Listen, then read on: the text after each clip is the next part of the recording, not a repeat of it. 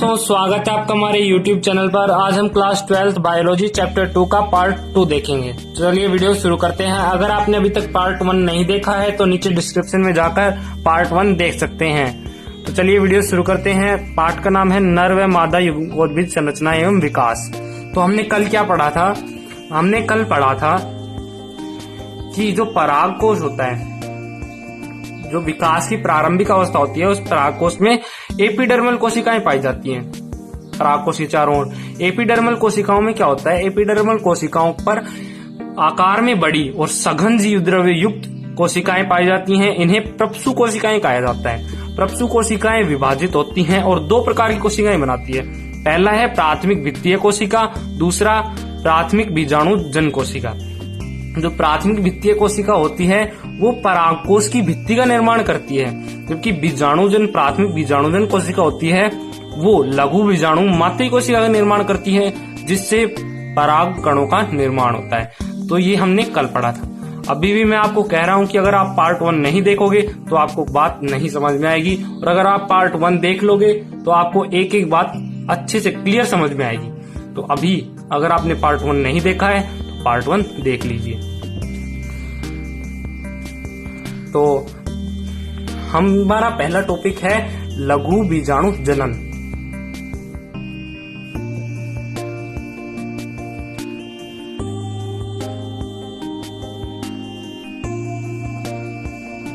लघु बीजाणु जनन। अब लघु बीजाणु जनन के बारे में जानते हैं। अभी हमने जाना था कि जो लघु बीजाणु मातृ कोशिकाएं होती हैं, जो किससे बनती हैं? बीजाणुजन कोशिकाओं से बनती है। लघु बीजाणु मातृ कोशिका। लघु बीजाणु मातृ कोशिका से किसका निर्माण होता है? लघु बीजाणु मातृ कोशिका से निर्माण होता है लघु बीजाणुओं का। लघु बीजाणुओं का निर्माण होता है। ये जो क्रिया होती है लघु बीजाणु मातृ कोशिका से लघु बीजाणुओं का बनना, इस क्रिया को हम क्या कहते हैं? लघु बीजाणु जनन कहते हैं। लघु बीजाणु जनन। इसमें जो लघु बीजाणु मातृका कोशिका होती है वो द्विगुणित अवस्था में होती है, 2n प्रकार की। ये जो 2n प्रकार की है कोशिका, वो अर्धसूत्री विभाजन करती है। अर्धसूत्री विभाजन करती है। इसके द्वारा 4 लघु बीजाणुओं का निर्माण होता है। 4 लघु बीजाणु। 4 लघु बीजाणु। 4 लघु बीजाणु जो होते हैं वो एक मिलकर के आपस में रहते हैं। जैसे ये 4 लघु बीजाणु है। एक लघु बीजाणु मातृ कोशिका है। इससे अर्धसूत्री विभाजन द्वारा 4 लघु बीजाणु 4 लघु बीजाणुओं का निर्माण होता है। ये जो 4 लघु बीजाणु होते हैं ये आपस में मिलकर रहते हैं, जुड़कर। इस स्थिति को हम चतुष्क कहते हैं। अब जानते हैं कि ये चतुष्क में परागण की स्थिति के आधार पर चतुष्क को 5 भागों में बांटा गया है। चतुष्क को 5 भागों में बांटा गया है, मतलब परागकण किस प्रकार व्यवस्थित होते हैं चतुष्क में, उस स्थिति के आधार पर इन्हें 5 भागों में बांटा गया है। 5 भाग कौन कौन से हैं? चतुष्फलकीय। सेकंड है समद्विपार्श्विक। थर्ड है क्रॉसित। फोर्थ है टी आकार। और फिफ्थ है रैखिक। तो अभी हमने क्या पढ़ा? लघु बीजाणु जनन में लघु बीजाणु जनन मातृ कोशिका से जो अर्धसूत्री विभाजन करके लघु बीजाणुओं का निर्माण करती है, इस क्रिया को हम लघु बीजाणु जनन कहते हैं। ये जो लघु बीजाणु मातृ कोशिका होती है इसका निर्माण किससे होता है? बीजाणुजन कोशिका से होता है। ये लघु बीजाणु मातृ कोशिका द्विगुणित अवस्था में होती है और अर्धसूत्री विभाजन द्वारा 4 अगुणित लघु बीजाणुओं का निर्माण करती है। ये जो चारों लघु बीजाणु होते हैं वो आपस में जुड़कर रहते हैं। इस स्थिति को हम चतुष्क कहते हैं। चतुष्क में परागकण की स्थिति, मतलब परागकण किस प्रकार व्यवस्थित होते हैं, उस स्थिति उसके आधार पर चतुष्क को 5 भागों में बांटा जाता है। चतुष्फलकीय, समद्विपार्श्विक, क्रॉसित, टी आकार और रैखिक। अब पढ़ते हैं हम चतुष्फलकीय। पहला है चतुष्फलकीय। चतुष्फलकीय। अब ये चतुष्फलकीय किस प्रकार की होती है? जब चार लघु बीजाणु आपस में इस प्रकार जुड़े हुए हों कि उनमें उन्हें सामने से देखने पर तो वो तीन दिखाई देते हों, लेकिन एक उनके पीछे होता है। जैसे ये तीन होते हैं, सामने से देखने पर तो इन्हें ये तीन दिखाई देते हैं, लेकिन एक इनके पीछे भी होता है। जैसे हम इसे ऐसे घुमा के देखें और इनके जो बाहर के हटा दे और उनके केंद्र को देखें तो इस प्रकार दिखेगा। जैसे ये तीन तो एक तल पर हो गए और ये एक ऊपर हो गया, तो इसे ऐसे घुमा दिया जाता है। इसे 3D में देखो, एक तीन तो इसे सामने से मतलब तल से नीचे से देख रहे हैं इसको, तो तीन दिख दे रहे हैं, लेकिन एक इनके पीछे भी होता है ये वाला। अब ये ऐसे होते हैं, तो इन्हें जो है नीचे से देखने पर, ये सामने से देखने पर तीन दिखाई देते हैं, लेकिन ये होते हैं चार।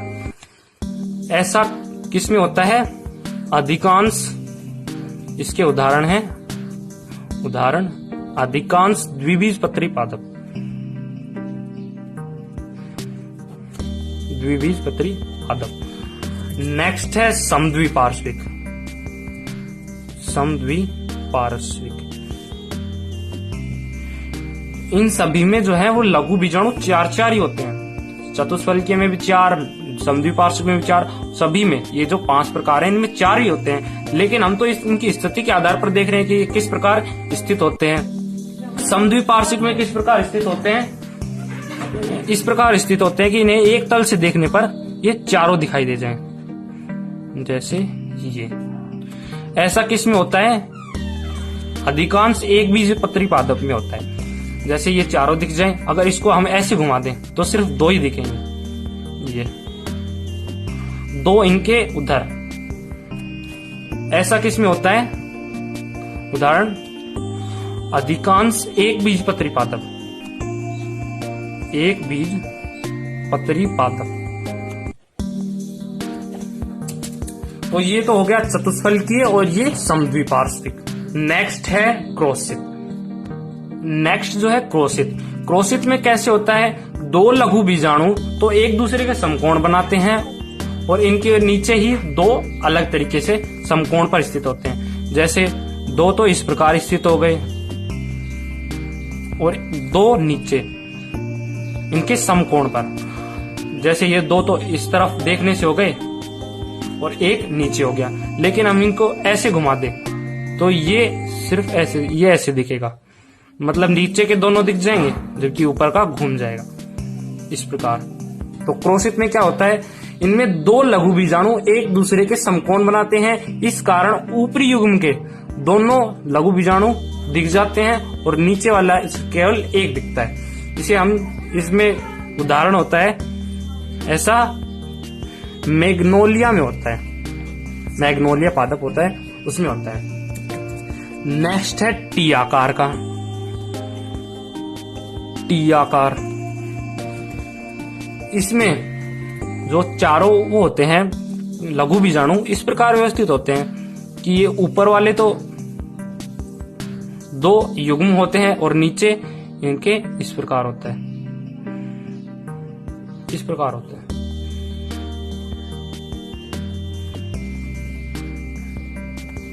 इस प्रकार ये जो 2 ऊपर वाले होते हैं ये तो क्रोशित की तरह ही होते हैं, सेम ऊपर, और इनके नीचे एक और पाया जाता है, जबकि इसके पीछे बगल पीछे वाले साइड है वो इसके नीचे पाया जाता है, तो ये टी आकार में होता है। और इसमें इसके जो उदाहरण है उसका उदाहरण है एरिस्टोलोकिया। एरिस्टोलोकिया में ऐसा जो लघु बीजाणु चतुष्क परागकण का चतुष्क इस प्रकार का होता है। नेक्स्ट है रेखिक। इसमें जो इस चतुष्क, इस प्रकार के चतुष्क में जो सभी लघु बीजाणु होते हैं वो एक रैखिक क्रम में होते हैं। ये चारों इस प्रकार होते हैं रैखिक क्रम। इसका उदाहरण है हेलोफिला। अब इससे रिलेटेड कुछ जानकारी जान लेते हैं। जो चतुष्क होते हैं, चतुष्क के चारों लुगाएं, चारों लघु बीजाणु जो होते हैं वो जब अलग हो जाते हैं, जैसे ये चतुष्क में चारों हैं, ये अलग अलग हो जाते हैं, तो इन्हें हम परागकण कह सकते हैं। अलग होने पर इन्हें परागकण कह सकते हैं। अब ये जो सभी अलग अलग परागकण हैं, ये अगर आपस में परागकण आपस में जुड़ जाएं, जैसे ये परागकण है, ये अगर आपस में जुड़ जाएं तो ये एक परागपिंड का निर्माण करते हैं। इसे पोलेनियम कहते हैं। ऐसा किसमें होता है? आक या कुछ आर्किड्स में। मतलब आक या आर्किड्स में जो परागकण होते हैं वो आपस में जुड़ जाते हैं और एक परागपिंड का निर्माण कर लेते हैं, जिसे पोलेनियन कहते हैं। कुछ पादप ऐसे भी होते हैं जिनमें जो चतुष्क होता है वो अलग नहीं होता है, मतलब चतुष्क परागकण में नहीं बदलता है, क्योंकि चतुष्क जो होते हैं जैसे 4 समद्विपार्श्विक हो गए, ये आपस में अगर जुड़ जाएं, चतुष्क आपस में जुड़ जाते हैं, जैसे ये चतुष्क आपस में जुड़ गए तो एक संयुक्त परागकण का निर्माण कर लेते हैं। ऐसा किसी में होता है? टाइफा में होता है। और एक और है कि अगर चतुष्क में 4 लघु बीजाणु होते हैं, लेकिन अगर चतुष्क में 4 से अधिक हो तो इस अवस्था को हम बहुबीजाणुकता कहते हैं। बहुबीजाणुकता। तो आइए जान लेते हैं हमने अभी क्या क्या पढ़ा। चतुष्फलकीय। चतुष्फलकीय में किस प्रकार के होता है? अगर इसे सामने से देखें तो 3 लघु बीजाणु दिखते हैं, लेकिन एक इनके पीछे और स्थित होता है। इसके उदाहरण है अधिकांश द्विबीजपत्री पादप। समद्विपार्श्विक में कैसे होता है? ये चारों लघु बीजाणु एक ही तल पर स्थित होते हैं। इसके उदाहरण है अधिकांश एक बीजपत्री पादप। नेक्स्ट है क्रोशित में किस प्रकार होता है? क्रोशित में 2 लघु बीजाणु के युग्म होते हैं और उनके नीचे समकोण पर स्थित होते हैं 2 और लघु बीजाणु। इसके उदाहरण है मैग्नोलिया। सेकंड है टी आकार। इसमें 2 लघु बीजाणुओं का युग्म ऊपर होता है, जबकि 2 इनके समकोण पर इस प्रकार स्थित होते हैं। इसका उदाहरण है एरिस्टोलोकिया। सेकंड है लास्ट है रैखिक। रैखिक में जो लघु बीजाणु होते हैं वो सभी रैखिक क्रम में स्थित होते हैं। इसके उदाहरण है हेलोफिला। जो चतुष्क होते हैं उनके चतुष्क में 4 लघु बीजाणु होते हैं, यदि वो अलग हो जाएं तो उन्हें हम परागकण कहते हैं। परागकण अगर आपस में जुड़ जाएं, सारे परागकण आपस में जुड़ जाएं तो उसे परागपिंड कहते हैं या पोलेनियम कहते हैं। ऐसा किस में होता है? आक या कुछ आर्किड्स में। यदि कुछ पादप ऐसे भी होते हैं जिनमें चतुष्क होता है वो अलग नहीं होता, मतलब चतुष्क परागकण का निर्माण नहीं करता। जो चतुष्क होता है वो आपस में जुड़ जाते हैं और एक संयुक्त परागकण का निर्माण कर लेते हैं। ऐसा किस में होता है? टाइफा में होता है। यदि चतुष्क में 4 प्लस लघु बीजाणु पाए जाएं तो उसे बहुबीजाणुकता कहते हैं। नेक्स्ट जो टॉपिक है वो है परागकोश स्फुटन।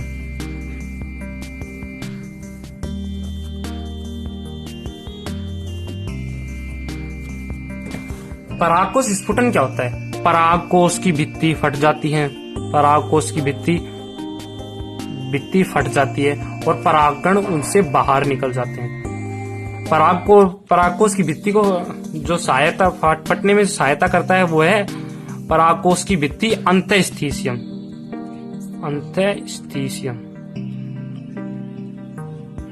अंतःस्थीशियम की ओष्ठ कोशिकाएं सहायक होती हैं। परागकोश की स्फुटन में परागकोश की कौन सी भित्ति सहायता करती है? अंतःस्थीशियम की आर्द्रताग्राही कोशिकाएं सहायक होती हैं। जैसा हमने कल पढ़ा था कि आप परागकोश की संरचना देख सकते हैं। इसमें 4 लेयर्स होती हैं, 4 भित्तियां होती हैं। बाह्य परत, अंतःस्थीशियम, मध्य परत और टेपिरम।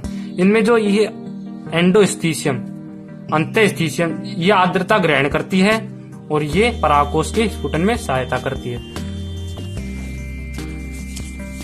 अब बात करते हैं परागकोश का स्फुटन किस प्रकार से होता है। परागकोश का स्फुटन, परागकोश स्फुटन 4 प्रकार से होता है। परागकोश स्फुटन जो पहला है वो है अनुप्रस्थ स्फुटन। अनुप्रस्थ स्फुटन में क्या होता है, जो परागकोश की जो पालियां होती हैं, परागकोश की पाली होती है, जैसे परागकोश है, इसकी पालियों के अक्ष के समांतर अनुप्रस्थ, इस प्रकार जब परागकोश फटता है तो इसे अनुप्रस्थ स्फुटन कहते हैं। इसका उदाहरण है तुलसी। तुलसी में अनुप्रस्थ स्फुटन होता है। सेकंड है लंबवत स्फुटन। लंबवत स्फुटन, इसमें जो परागकोश होता है, जैसे ये परागकोश है, इसके अक्ष, ये अक्ष है, इसके लंबवत जब इस प्रकार से जब स्फुटन हो तो उसे लंबवत स्फुटन कहते हैं। इसका उदाहरण है धतूरा और कपास।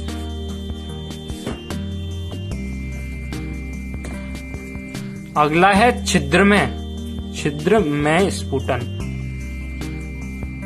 इसमें परागकोश होता है, उसके शीर्ष भाग पर 1 या 2 छिद्र पाए जाते हैं। छिद्र होते हैं, उनसे स्फुटन हो जाता है, उनसे परागकण बाहर निकल जाते हैं। जैसे हम देखें तो ये परागकोश के ऊपर की संरचना देख सकते हैं।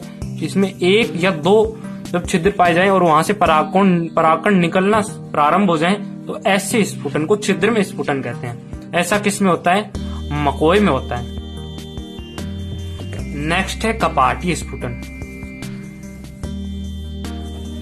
कपाटीय स्फुटन में क्या होता है, परागकोश होता है, उसके अंदर 1, 2 या अधिक कपाट हो जाते हैं, इससे परागकण बाहर निकल जाते हैं। इस प्रकार के स्फुटन को कपाटीय स्फुटन कहते हैं। ऐसा किस में होता है, बारबेरी में होता है। तो देख लेते हैं हमने अभी क्या पढ़ा। अभी हमने पढ़ा परागकोश स्फुटन। परागकोश स्फुटन में क्या होता है, परागकोश की भित्ति फट जाती है, ये अंतःस्थितियम के कारण होता है। परागकोश स्फुटन जो होता है वो 4 प्रकार से होता है, अनुप्रस्थ स्फुटन, लंबवत स्फुटन, छिद्रमय स्फुटन और कपाटीय स्फुटन। अनुप्रस्थ स्फुटन में अक्ष के अनुप्रस्थ अक्ष में होता है। इस प्रकार का स्फुटन तुलसी में पाया जाता है। सेकंड है लंबवत स्फुटन अक्ष के लंबवत दिशा में होता है, ऐसा धतूरा और कपास में पाया जाता है। छिद्रमय स्फुटन परागकोश के ऊपर शीर्ष में 1 या 2 छिद्र पाए जाते हैं, जिनसे परागकण निकल जाते हैं, ऐसे मकोई में होता है। नेक्स्ट है कपाटीय स्फुटन में परागकोश में 1, 2 या अधिक कपाट बन जाते हैं, जिनसे परागकण बाहर निकल जाते हैं, ऐसा बारबेरी में होता है। नेक्स्ट है टॉपिक नर युग्मकोद्भिद। नर युग्मकोद्भिद किसे कहते हैं? नर युग्मकोद्भिद किसे कहते हैं? जब परागकण वर्तिकाग्र पर पहुंच जाता है, जैसे वर्तिकाग्र पर पहुंच गया तो ये परागकण में अंकुरण होना स्टार्ट हो जाता है। अंकुरित परागकण को ही हम नर युग्मकोद्भिद कहते हैं। नर युग्मकोद्भिद कहते हैं। जो परागकण होता है, परागकण इसे नर युग्मकोद्भिद पीढ़ी की प्रथम कोशिका भी कहते हैं। प्रथम कोशिका। तो यह प्रश्न पूछ लिया जाता है कि नर युग्मकोद्भिद पीढ़ी की प्रथम कोशिका किसे कहते हैं? तो उत्तर है परागकण को। परागकण का जब निर्माण होता है, तो उस समय परागकण का केंद्रक विभाजित हो जाता है और इससे 2 कोशिकाएं बन जाती हैं। एक छोटी कोशिका बनती है, जिसे जनन कोशिका कहते हैं। जनन कोशिका होती है, छोटी वाली जनन कोशिका होती है, और जो बड़ी वाली होती है वो कायिक कोशिका होती है। कायिक कोशिका, इसमें जो है वो 2 परतें पाई जाती हैं। एक तो अंतःचोल और एक बाह्यचोल और पाया जाता है। बाह्यचोल जो होता है वो कठोर होता है, जो परागकण को सुरक्षा प्रदान करता है।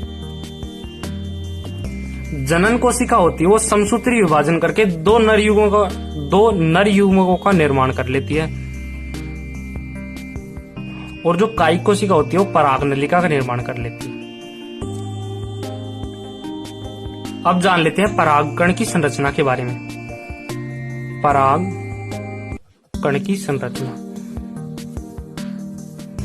परागकण होता है वो एक कोशिका होती है, एक कोशिक एक केंद्र की,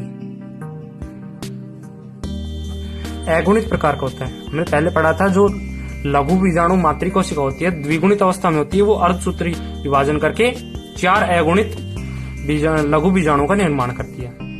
अगुणित होते हैं ये लगभग गोलाकार संरचना होती है, लगभग गोलाकार होती है। अभी हमने जाना था कि इसमें बाह्य चोल और अंतःचोल 2 परतें पाई जाती हैं।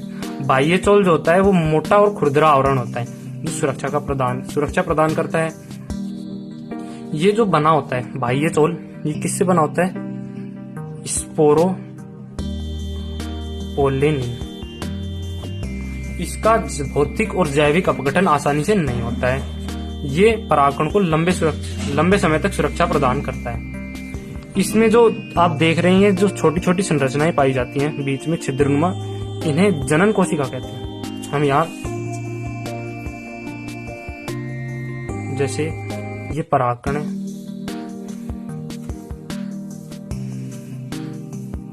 इसमें ये जो छिद्रनुमा संरचना होती है इसे जनन छिद्र कहते हैं।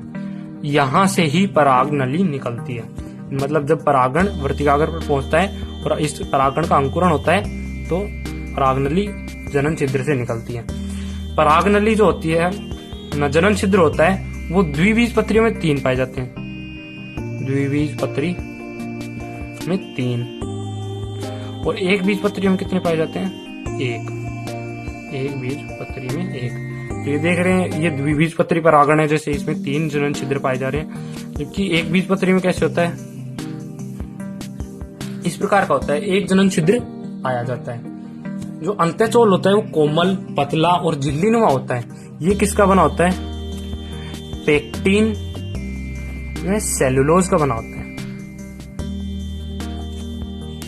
जो कीट परागित पुष्प होते हैं, कीट परागित पुष्प जो कीटों द्वारा परागित होते हैं, कीट परागित पुष्पों के परागण, जो परागण होता है, परागकण होता है, इसके बाहर की झिल्ली पर एक तेलीय परत पाई जाती है। इस तेलीय परत को क्या कहते हैं? पोलेन कीट कहते हैं। ये जो पोलेनिन कीट होता है, पोलेनिन करता है गंध और चिपचिपापन प्रदान करता है।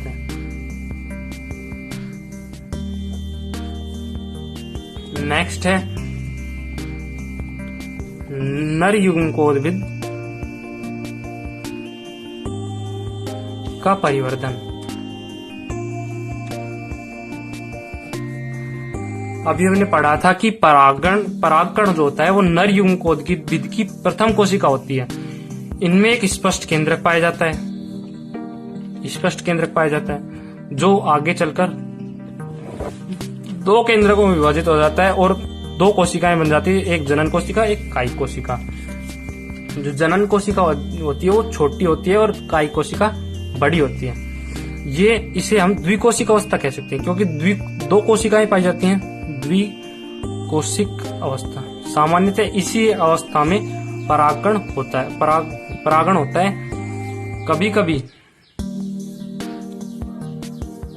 कभी ये जो है द्विकोशिक अवस्था ये वर्तिका में पहुंचने के बाद भी होती है। अब जान लेते कायिक कोशिका और ये जनन कोशिका। अभी जाना जनन कोशिका 2 नर युग्मकों का निर्माण कर देती है, 2 नर युग्मकों का, और कायिक कोशिका होती है वो परागनली का निर्माण करती है। कायिक कोशिका में आरएनए व प्रोटीन प्रचुर मात्रा में पाया जाता है।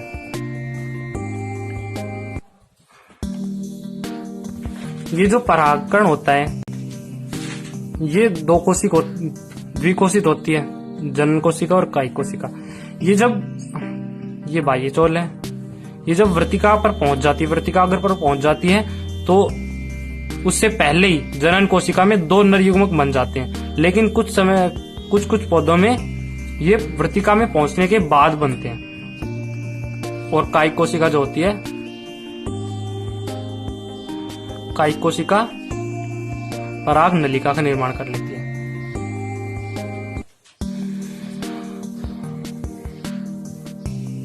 ये बाह्यचोल, इसमें आगे पराग नलिका का केंद्रक होता है और इसमें 2 नरयुग्मक होते हैं। ये जो नरयुग्मक होते हैं वो एक कोशिक अचल, एकशाभिक और अगुणित प्रकार के होते हैं। अगर आपको नोट्स की पीडीएफ चाहिए तो नीचे डिस्क्रिप्शन में दिए गए लिंक पर क्लिक करके आप नोट्स की पीडीएफ प्राप्त कर सकते हैं। धन्यवाद।